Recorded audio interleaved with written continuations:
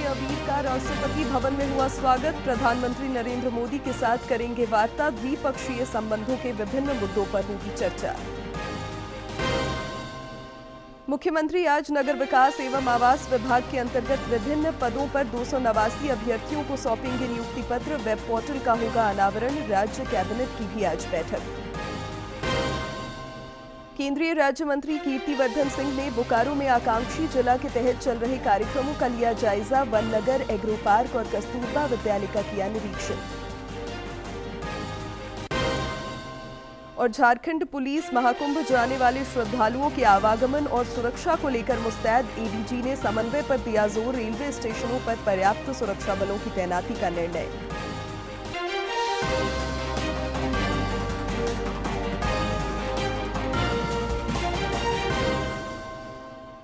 नमस्कार, प्रादेशिक समाचार में आपका स्वागत है। मैं हूं शिवानी कुमारी और अब समाचार विस्तार से।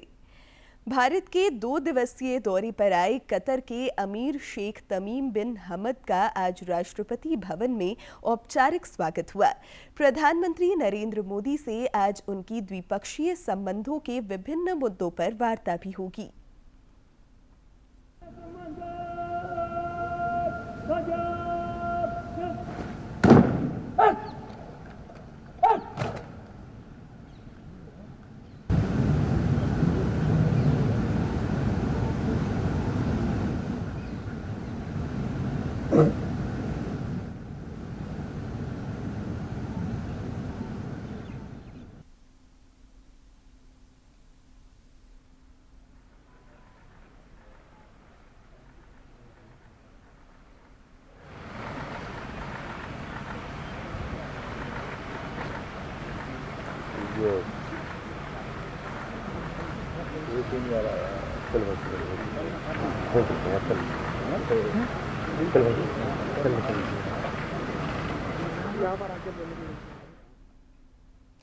मुख्यमंत्री हेमंत सोरेन आज नगर विकास एवं आवास विभाग के अंतर्गत विभिन्न पदों पर 289 सफल अभ्यर्थियों को नियुक्ति पत्र सौंपेंगे।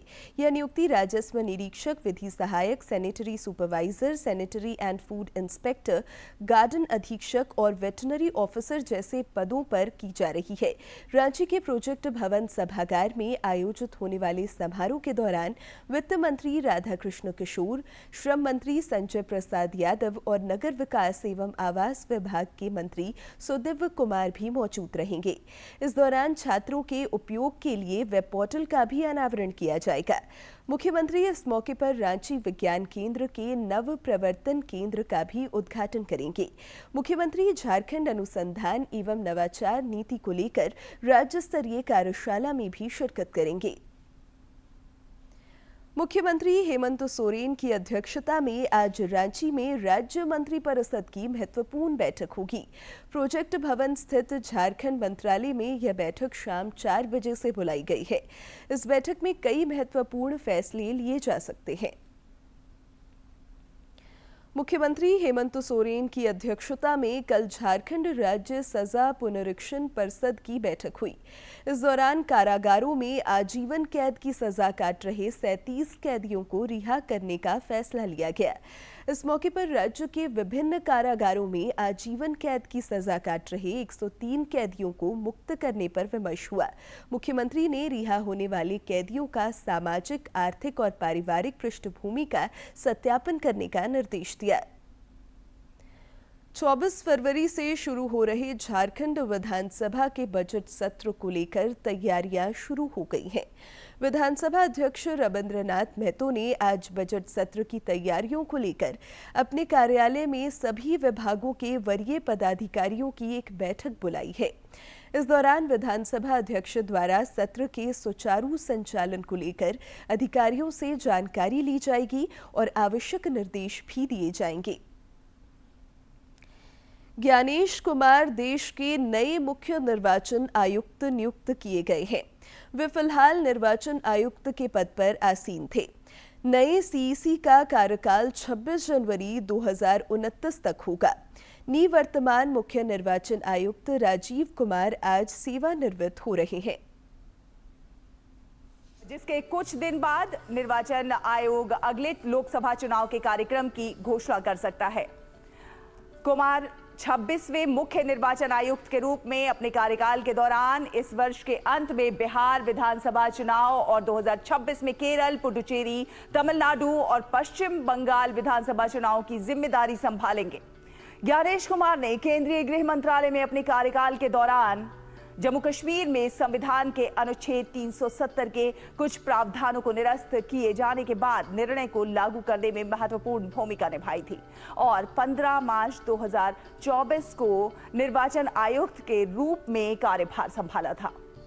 ज्ञानेश कुमार 1988 बैच के केरल कैडर के IAS अधिकारी हैं। उन्होंने केरल सरकार में एर्नाकुलम के सहायक जिलाधिकारी, अडूर के उप जिलाधिकारी और SC/ST के लिए केरल राज्य विकास निगम के प्रबंध निदेशक, कोचीन निगम के नगर आयुक्त के अलावा अन्य पदों पर भी काम किया है। केरल सरकार के सचिव के रूप में कुमार ने वित्त संसाधन, फास्ट ट्रैक परियोजनाओं और लोक निर्माण विभाग जैसे विविध विभागों को संभाला है। भारत सरकार में उन्हें रक्षा मंत्रालय में संयुक्त सचिव, गृह मंत्रालय में संयुक्त सचिव एवं अतिरिक्त सचिव, संसदीय कार्य मंत्रालय में सचिव और सहकारिता मंत्रालय में सचिव के रूप में काम करने का समृद्ध अनुभव है।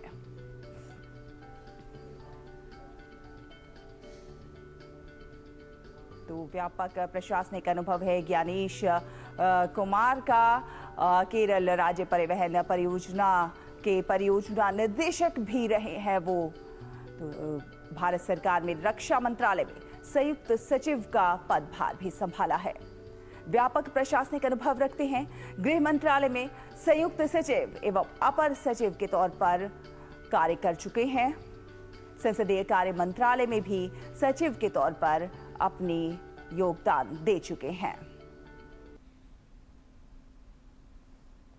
आकांक्षी जिला कार्यक्रम के तहत चल रहे कार्यों की प्रगति का जायजा लेने केंद्रीय वन एवं पर्यावरण राज्य मंत्री कीर्तिवर्धन सिंह बोकारो पहुंचे। अधिकारियों के साथ समीक्षा के बाद उन्होंने स्थल का भी निरीक्षण किया। केंद्रीय राज्य मंत्री ने जिले के कांड्रा में प्रस्तावित वन नगर के लिए चिन्हित स्थल का जायजा लिया। साथ ही कसमार के एग्रो पार्क और कस्तूरबा विद्यालय का निरीक्षण भी किया। उन्होंने जिले में स्थलीय निरीक्षण के बाद जिला प्रशासन के कार्यों पर प्रसन्नता जताई।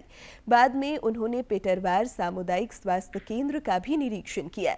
यहां उन्होंने मॉड्यूलर OT और कुपोषण उपचार केंद्र समेत अन्य सेवाओं का जायजा लिया। राज्य के वित्त मंत्री राधाकृष्ण किशोर ने झारखंड में कैंसर के इलाज को लेकर मुंबई में टाटा ट्रस्ट के CEO सिद्धार्थ शर्मा से मुलाकात की।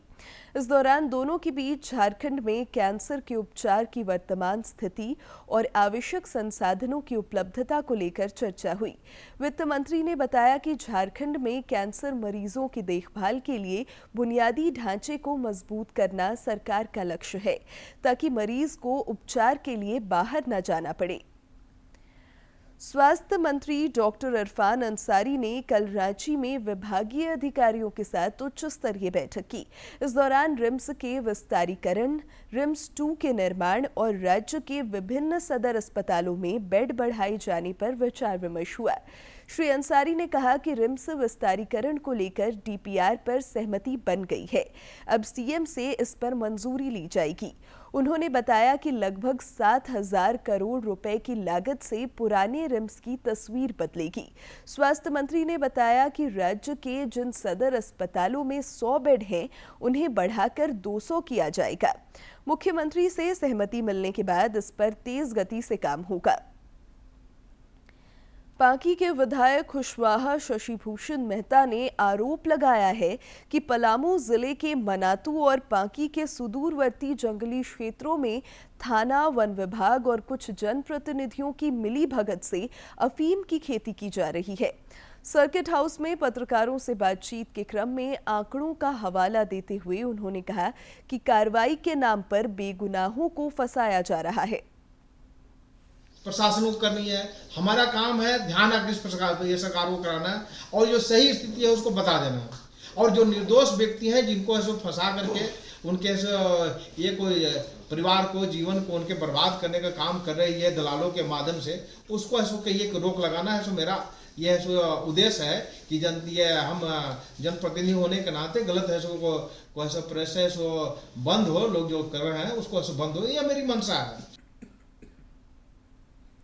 कांग्रेस के नए प्रदेश प्रभारी के राजू 21 फरवरी को राज्य के दौरे पर आ सकते हैं। विधानसभा के बजट सत्र के सिलसिले में कांग्रेस विधायक दल की बैठक होनी है, जिसमें वह शामिल हो सकते हैं। इस बीच प्रदेश प्रभारी ने कांग्रेस के प्रदेश अध्यक्ष केशव महतो कमलेश को दिल्ली बुलाया है। आज दिल्ली में दोनों नेताओं के बीच बातचीत हो सकती है। इस दौरान सांगठनिक मुद्दों के अलावा राज्य के समसामयिक विषयों पर भी चर्चा की संभावना है। झारखंड में प्रस्तावित नई शराब नीति पर सियासी सरगर्मी तेज हो गई है। विपक्ष का आरोप है कि शराब माफियाओं के इशारे पर झारखंड में नई शराब नीति बनाई गई है, जो राज्य और जनहित के विपरीत है, जबकि सत्ता पक्ष की इस पर अपनी दलील है। इतना ही नहीं, शराब नीति से बार एंड रेस्टोरेंट एसोसिएशन भी नाराज है। जाम से जाम टकराने के पहले ही झारखंड में सत्ता पक्ष और विपक्ष के बीच शराब को लेकर टकराव और तकरार शुरू हो गई है।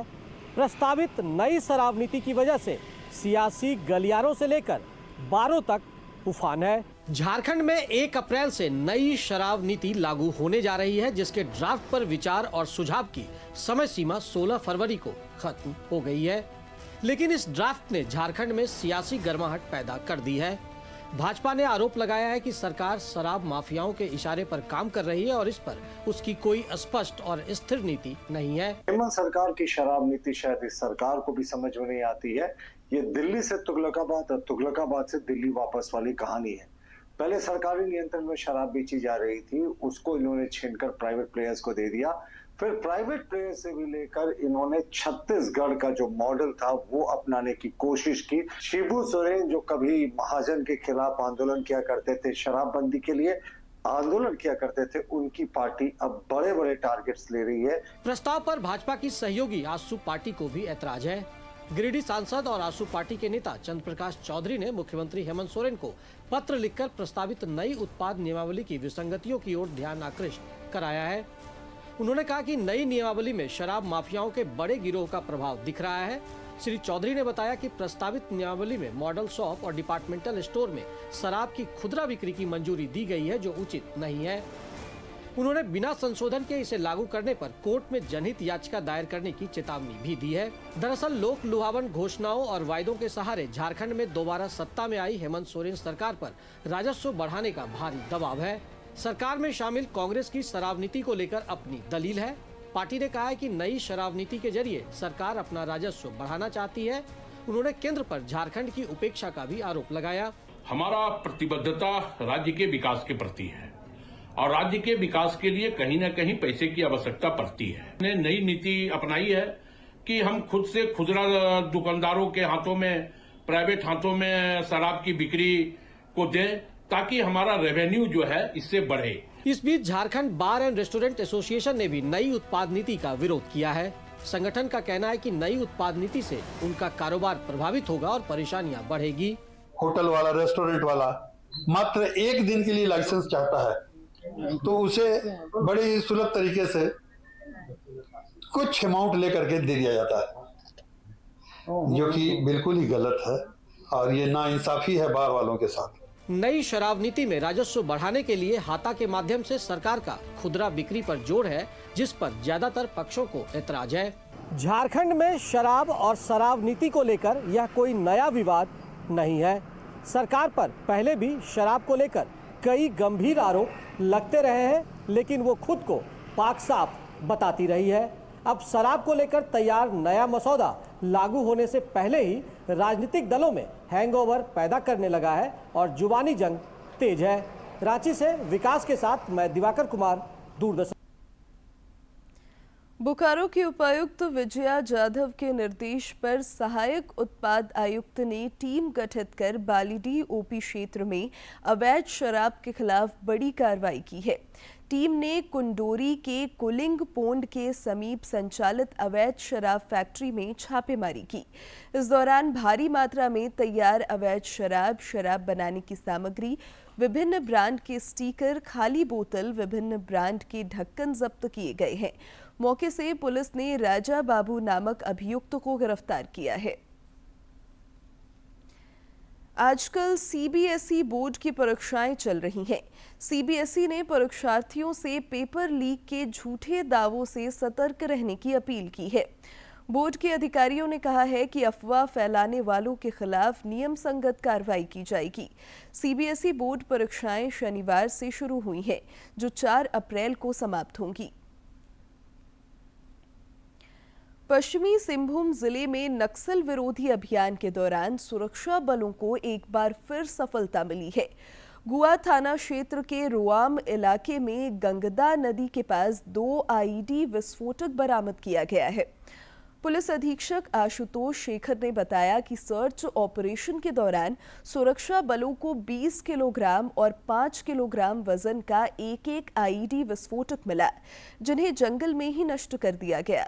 उन्होंने बताया कि एक तरफ जहां जिले में नक्सल रोधी अभियान जारी है, वहीं पुलिस भटके लोगों को मुख्यधारा में जोड़ने का प्रयास भी कर रही है।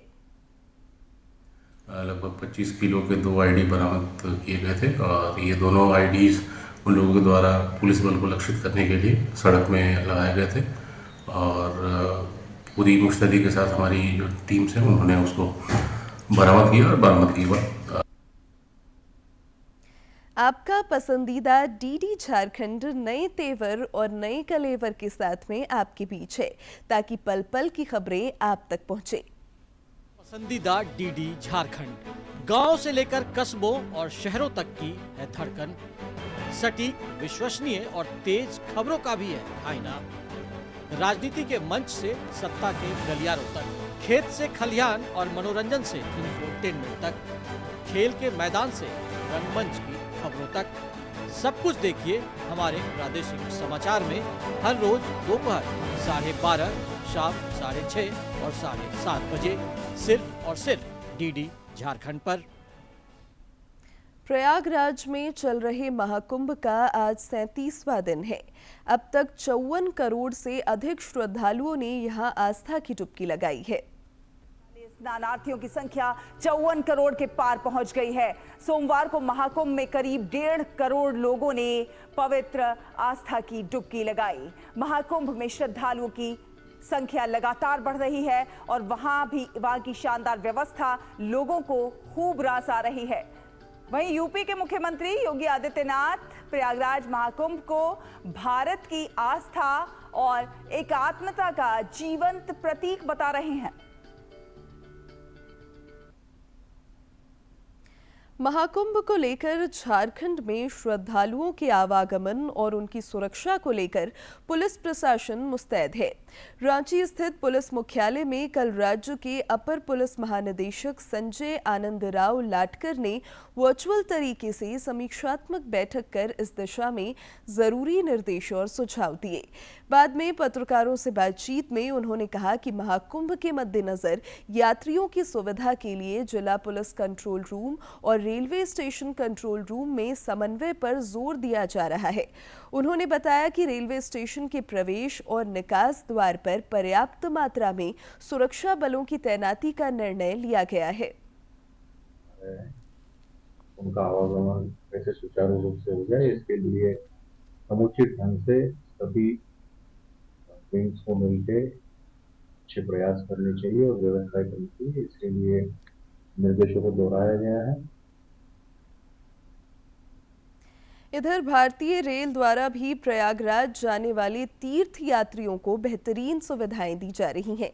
स्टेशनों पर भीड़ प्रबंधन को लेकर आवश्यक व्यवस्था की गई है। साथ ही अतिरिक्त जवानों और दंडाधिकारियों की तैनाती की गई है।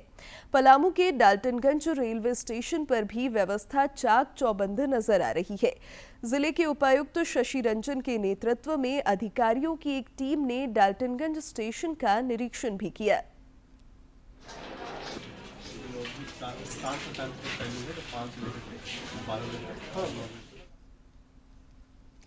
चतरा के राजकीय इटखोरी महोत्सव को लेकर तैयारियां जोरों पर है। मुख्यमंत्री हेमंत सोरेन कल इस राजकीय महोत्सव का उद्घाटन करेंगे। अनुमंडल पदाधिकारी सन्नी राज और अन्य अधिकारियों ने कार्यक्रम स्थल का जायजा लिया।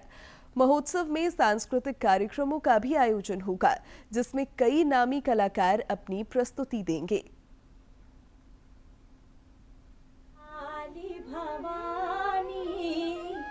पतराखी महारानी चम चम चमकेला माई काली लरवा जैसे कटरिया का पानी पतराखी महारानी। दुमका तसर उत्पादन के क्षेत्र में अग्रणी जिले के रूप में जाना जाता है। यहाँ इसके उत्पादन को और बढ़ाने के लिए लगातार किसानों को प्रेरित किया जा रहा है। इस कड़ी में कल प्रमंडल स्तरीय कार्यशाला आयोजित की गई। स्तरीय तसर उत्पादन कार्यशाला का उद्घाटन केंद्रीय रेशम बोर्ड के निदेशक आर.के. चतुर्वेदी, बोर्ड के वैज्ञानिक सी. मजूमदार और दुमका जिला अभिकरण के निदेशक अभिनव जैन ने दीप प्रज्वलित कर किया। डीआरडीए निदेशक अभिनव जैन ने किसानों को संबोधित करते हुए कहा कि कोकून उत्पादन को बढ़ाने तथा किसानों को वैकल्पिक खेती से जोड़ने के उचित प्रयास किए जा रहे हैं। दाम में बेच नहीं पाते हैं, फिर हम लोग यहाँ पे जैसा मेरे से पहले वक्ता ने बताया था कि हम लोग यहाँ से सिर्फ कोकून बाहर के लोग आते हैं, हमसे खरीद के बाहर जाके प्रोसेस करते हैं, तो जो वैल्यू एडिशन होता है हम लोग बाहर ही कर पाते हैं। और बार बार इस मंच से बोला गया है कि झारखंड 60 से 70% उत्पाद करता है। उन्होंने बताया कि कार्यशाला के माध्यम से किसानों को वैकल्पिक और उन्नत खेती के तकनीकों की जानकारी दी जा रही है। उसी अंडे से अगर 2000 कर रहे हैं और आप 200 प्रोड्यूस कर रहे हैं तो हमारा उत्पाद जो है पूरी क्षमता से हो नहीं पा रहा है, जिससे आप जितना आय कमा सकते थे वो नहीं कमा पा रहे हैं। तो मैं वही बोलूँगा कि आप लोग को जो भी प्रॉब्लम होती है वो हमारे विभाग में सभी विभाग आपको सपोर्ट के लिए हैं। सरकार, राज्य सरकार भी चाहती है कि आप अपना उत्पादन अधिक से अधिक करें। इसमें जो भी बीमारी लगती, जो भी सपोर्ट चाहिए होता है, आप हम लोग से कांटेक्ट करें। रेशम बोर्ड के निदेशक आर.के. चतुर्वेदी ने कहा कि कार्यशाला का उद्देश्य कोकून उत्पादन की गुणवत्ता और उत्पादकता को बढ़ाने के लिए किसानों और वैज्ञानिकों को एक मंच प्रदान करना है। बुलाया गया कि इन लोग ड्रेनेज में या डीएफएल में क्या क्या समस्याएं होती हैं, सारी समस्याओं का समाधान और इंटरेक्शन करके हम लोग इनके गुणवत्ता को सुधार करने का प्रयास पूरी करने का यही मेरा उद्देश्य है। प्रमंडल स्तरीय तसर उत्पादन कार्यशाला में प्रमंडल के सभी 6 जिलों के कोकून उत्पादक किसानों ने भाग लिया। कार्यशाला में प्रगतिशील तसर उत्पादक किसानों को पुरस्कृत भी किया गया। दुमका से आर.के. नीरद की रिपोर्ट। स्वामी रामकृष्ण परमहंस की आज जयंती मनाई जा रही है। प्रधानमंत्री नरेंद्र मोदी ने उन्हें जयंती पर नमन करते हुए एक वीडियो साझा किया है।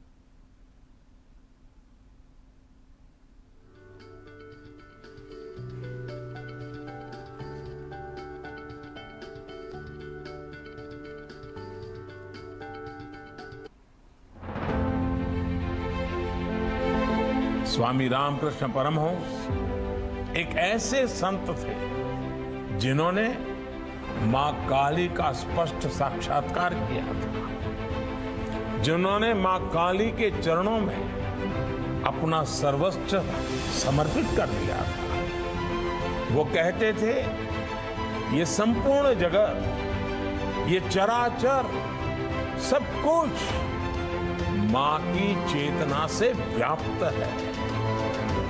यही चेतना बंगाल की काली पूजा में थी। यही चेतना बंगाल और पूरे भारत की आस्था में थी। इसी चेतना और शक्ति के एक पुंज को स्वामी विवेकानंद जैसे युग पुरुषों के रूप में स्वामी रामकृष्ण परमहंस ने प्रदीप्त किया था।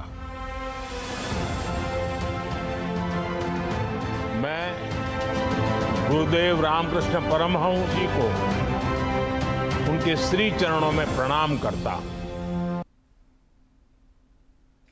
प्रधानमंत्री फसल बीमा योजना के आज 9 वर्ष पूरे हो गए। किसानों को प्राकृतिक आपदाओं से होने वाले नुकसान से बचाने के लिए इस सुरक्षा कवच रूपी योजना की साल 2016 में शुरुआत की गई थी। ये सुरक्षा न केवल किसानों की आय को स्थिर बनाती है, बल्कि उन्हें नई पद्धतियों को अपनाने के लिए प्रोत्साहित भी करती है।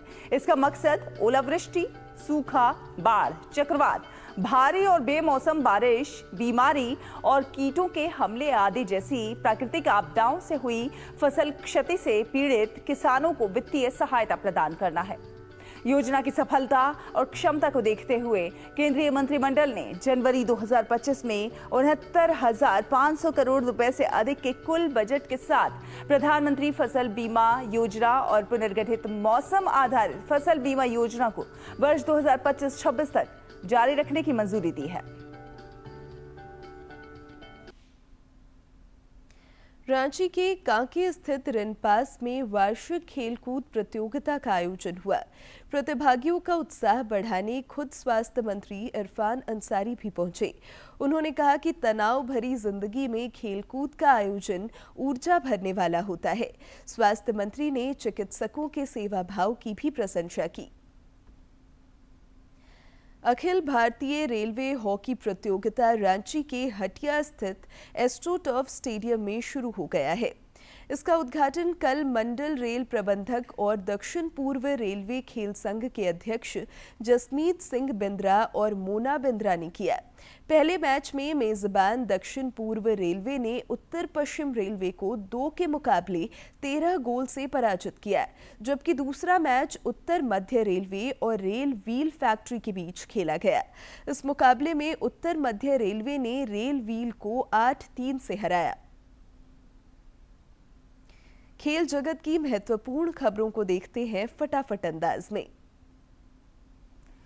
रणजी ट्रॉफी के सेमीफाइनल मुकाबले खेले जा रहे हैं। अहमदाबाद में पहले सेमीफाइनल में गुजरात का सामना केरल से हो रहा है और इस मैच में केरल ने टॉस जीतकर पहले बल्लेबाजी का फैसला किया है। वहीं नागपुर में दूसरे सेमीफाइनल में विदर्भ और मुंबई आमने सामने है। विदर्भ ने टॉस जीतकर पहले बल्लेबाजी का फैसला किया। पहले दिन का खेल खत्म होने तक विदर्भ ने 5 विकेट खोकर 308 रन बना लिए हैं। वीमेंस प्रीमियर लीग में रॉयल चैलेंजर्स बेंगलुरु ने दिल्ली कैपिटल्स को 8 विकेट से हरा दिया। रेणुका सिंह को प्लेयर ऑफ द मैच चुना गया।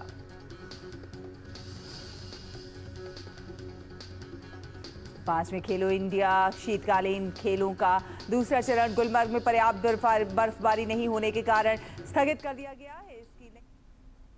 और अब बात मौसम की। राज्य में पश्चिमी विक्षोभ और राजस्थान के ऊपर बन रहे साइक्लोनिक सर्कुलेशन का असर दिखने लगा है। इस वजह से मौसम में परिवर्तन का अनुमान व्यक्त किया गया है। मौसम विज्ञान केंद्र रांची के निदेशक अभिषेक आनंद ने बताया कि आज से आसमान में बादल छाएंगे और अगले 2 दिन राज्य के विभिन्न हिस्सों में बारिश हो सकती है।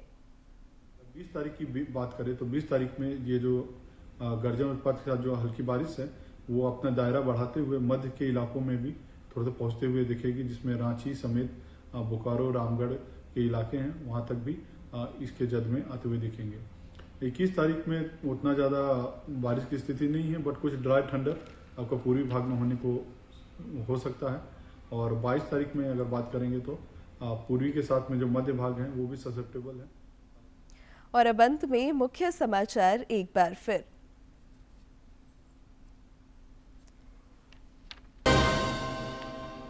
भारत दौरे पर आए कतर के अमीर का राष्ट्रपति भवन में हुआ स्वागत। प्रधानमंत्री नरेंद्र मोदी के साथ करेंगे वार्ता। द्विपक्षीय संबंधों के विभिन्न मुद्दों पर होगी चर्चा।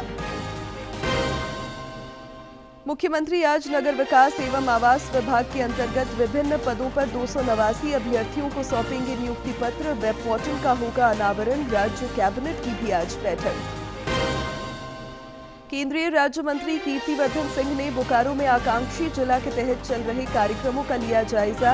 वन नगर, एग्रो पार्क और कस्तूरबा विद्यालय का किया निरीक्षण। और झारखंड पुलिस महाकुंभ जाने वाले श्रद्धालुओं के आवागमन और सुरक्षा को लेकर मुस्तैद। एडीजी ने समन्वय पर दिया जोर। रेलवे स्टेशनों पर पर्याप्त सुरक्षा बलों की तैनाती का निर्णय।